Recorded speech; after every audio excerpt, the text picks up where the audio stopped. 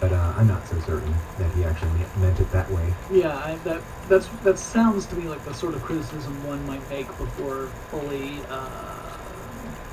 reading a book. One of those things where it's just your initial reaction to a title, and then you. Sure. So let me give you a little story here, Chris. Yes. All right. Now, when I was going to school, the internet was not really something I had access to all the way up until the point where I got into college. Really, my sophomore year in college was when I was starting to really get access to the internet. Okay, I can relate to that. So, up to that point, I studied just the normal way. You would attend classes, you would read study notes and read books and that sort of thing, and that's how you would gain knowledge. Mm-hmm. Now, today, I work for a company where I write articles and blog posts and do podcasts where I have to research various topics, new ones each week. I'm doing so using the internet. Meanwhile, I also am tapped into various communication tools such as instant messenger, email. I've got text messaging on my phone when it works. We're recording this on the day that my Android phone died. Anyway, normally I have access to multiple means of communication, and this would presumably give me access to amounts of information I never would have had access to before, Mm-hmm. right? A huge, deep, broad scope of information. Yes. However, despite this amazing ability to tap into lots of information, I find that it is much more difficult to concentrate on a single task for any length of time. Mm-hmm. And so I have decided that technology is to blame, and it is ruining my brain. Now, what could possibly be wrong with this argument? Well, I would say that you're using anecdotal evidence. Good point. Yes. I am speaking from my own experience. I have not conducted any deep study of this, mainly because I can't concentrate on that task for long enough to do it. It is anecdotal. Now that does not mean that the information is wrong. No. Right? Mm-mm. Yeah. So this is something that I wanted to address early in this podcast, because this is really going to be an interesting philosophical discussion. It's not just technology; it's really philosophy. And part of that philosophy is that anecdotal evidence is not really good evidence to base an argument off of, but that does not mean that it is invalid. It just means that there are better ways to support your argument. Mm-hmm. Now, I've read quite a bit of agreement with Mr. Carr's work, and I've also read quite a bit of disagreement. Mm-hmm. Most of the disagreement I have read suggests that they all think, he's either afraid of technology or that he's basing it on his own anecdotal evidence, which I think the anecdotal evidence sort of started him down the path, but in the shallows he does explain the number of studies that have been done on the attention span of people who are using technology for work.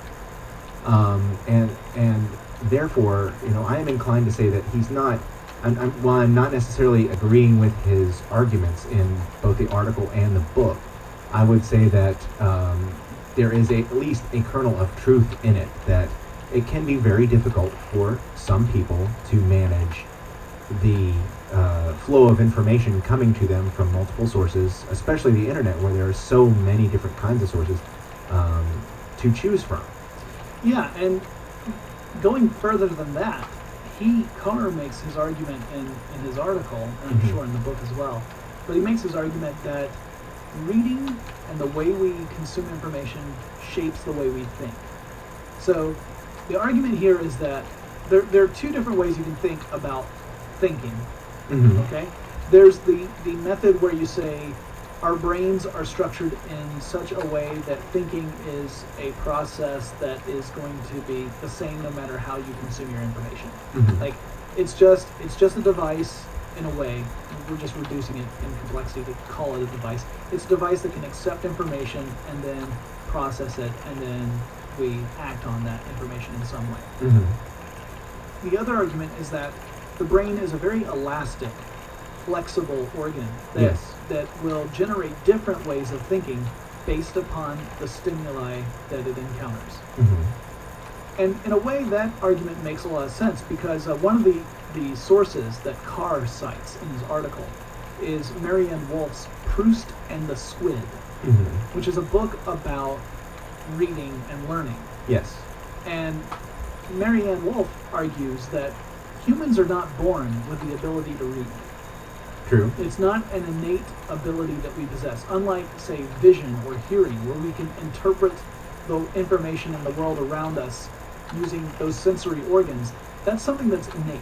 That, Yes. that unless you have some sort of disability or disease or whatever, or some other form of impediment to those senses, that's one way you can gather information and learn about your environment.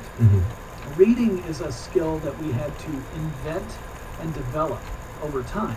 And it's relatively recent. It's just a couple thousand years old. And that through reading, we changed the way we thought. So the developing reading was a skill that we had to learn.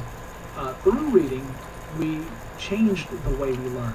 We could preserve information unlike we could before. Like before, it was all folklore, right? You passed it down by explaining to people what you knew, and then they would take the words you said and they would apply it so that they would understand the concept, and then they would have to pass it on. But there was no easy way to share that information. It meant that knowledge was kept in small pools across the human race. Writing allowed us to keep that information in a locked format so that future generations could benefit from it. Right, it could be fixed in some way for, perhaps hundreds of years. Yeah. So that people could read an original account, or at least a particular account of an event, or, to tell a story. Now, Carr actually has a very interesting little passage where he talks about how Socrates bemoaned the development of writing, because he thought that by writing things down, you did two things. One, you reduced a person's ability to actually take in information, understand it, comprehend it, and then build on it. Okay. Right? Because now it's in a concrete format. And two, he was afraid that it would give people a false sense of knowledge. That because there was a written format of this information, that would make people feel like they knew more than they did. The knowledge was written down. It wasn't necessarily in the person's head. And so he was worried that people would become less wise over time because they would be relying upon this written information. They wouldn't really understand it. They would just think they did. Hence Carr's argument. Exactly. Carr takes that to a further extent. Now, like many people, I've read David Allen's Getting Things Done, because there are just so many things I have to do in a day, typical day here at HowStuffWorks.com, and my own personal stuff, that I wanted to improve my productivity. And one of the things that Allen argues is that it is stressful to try to remember all the things that you have to do. So one of the things he says that is important for you to do is to write something down as soon as it occurs to you, so that you have it written down, that you need to do it. You don't have to remember it anymore. You need to put it in some sort of system. Now, it could be a piece of paper, it could be a smartphone, it could be whatever. It doesn't matter what the medium is in this case, but you need to write it down some way. And that sort of plays into Socrates / Carr's argument, because if you're documenting everything, you don't have to remember it anymore. For Allen, that is a sense of relief. You don't have to remember it anymore. You can take a deep breath and relax, knowing that you're going to remember to do this thing because you've written it down. Right. On the other hand, however, you have the other argument that, well, you don't have to remember it anymore, so you're not training your brain to remember all the things that you have to do. You don't have to focus on it. Yeah, you're not making connections. That's another thing that Marianne Wolf mentions in her book, is that the brain makes actual neuron connections, kind of like circuits, really. Sure. For concepts. And you can start to connect seemingly unrelated concepts in your brain just by thinking about it, concentrating on it. It's not just that you encounter information and now you know it. It's that you encounter information, you think about it, you actually take the time to consider it, and you start building connections from other information you've gathered previously, and you form new knowledge based on that.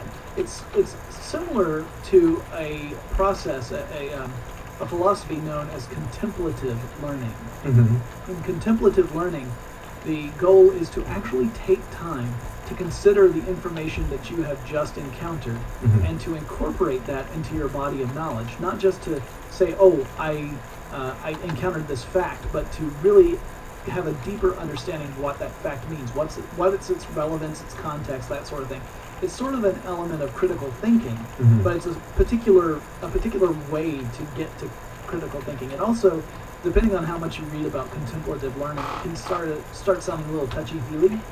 It's got a lot of elements of meditation in there, and there's a lot of tie-ins between contemplative learning and spirituality, things that someone who may be more skeptical might find a little